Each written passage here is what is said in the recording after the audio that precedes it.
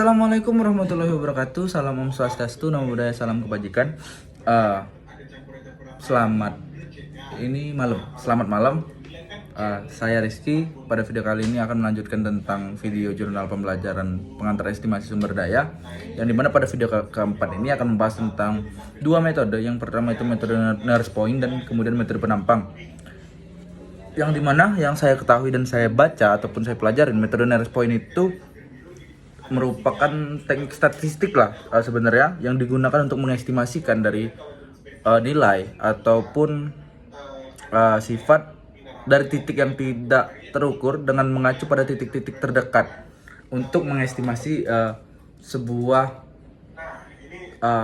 cadangan sumber daya, yang dimanapun kelebihan dari metode ini itu adalah efisiensi dan kemudian kemudahan dalam penerapannya, terutama ketika data yang tersedia itu terbatas.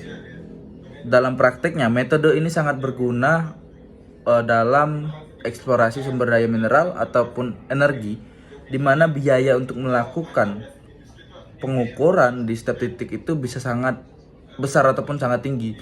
Nah, dengan menggunakan data dari titik-titik terdekat ataupun titik-titik yang tidak terlalu jauh, yang tidak memakan biaya yang banyak, peneliti itu dapat menghasilkan estimasi sumber daya yang cukup akurat tanpa memerlukan pengukuran tambahan yang memakan biaya lebih banyak. Makanya metode ini tuh lebih cocok untuk pengolahan data titik-titik yang jaraknya berdekatan. Kemudian yang kedua itu ada metode penampang.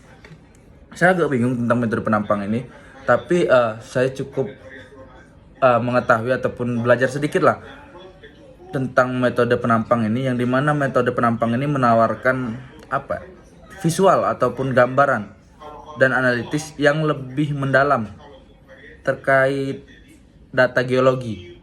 Seperti itu sedikit yang saya tahu terhadap metode penampang ini. Ya, karena dalam metode ini juga peneliti itu menggambarkan bahwasanya penampang melintang mewakili struktur geologi dari suatu area. Itu dapat menunjukkan lapisan-lapisan batuan, jenis tanah, balik lagi ke litologi batuan ataupun elemen-elemen geologi lainnya yang dapat diteliti ataupun dianalisis.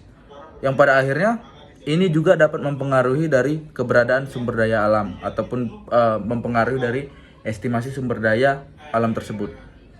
Kemudian salah satu juga keuntungan dari metode penampang ini ada pada kemampuannya untuk memberikan gambaran yang jelas tentang interaksi ataupun gerakan dari beberapa lapisan geologi, dengan melihat bagaimana lapisan geologi tersebut bagaimana lapisan-lapisan ini bergerak ataupun berhubungan dengan satu sama lain antar lapisan. Kemudian peneliti juga dapat lebih mudah mengidentifikasi tentang potensi sumber daya alam yang ada pada daerah tersebut dengan melihat pergerakan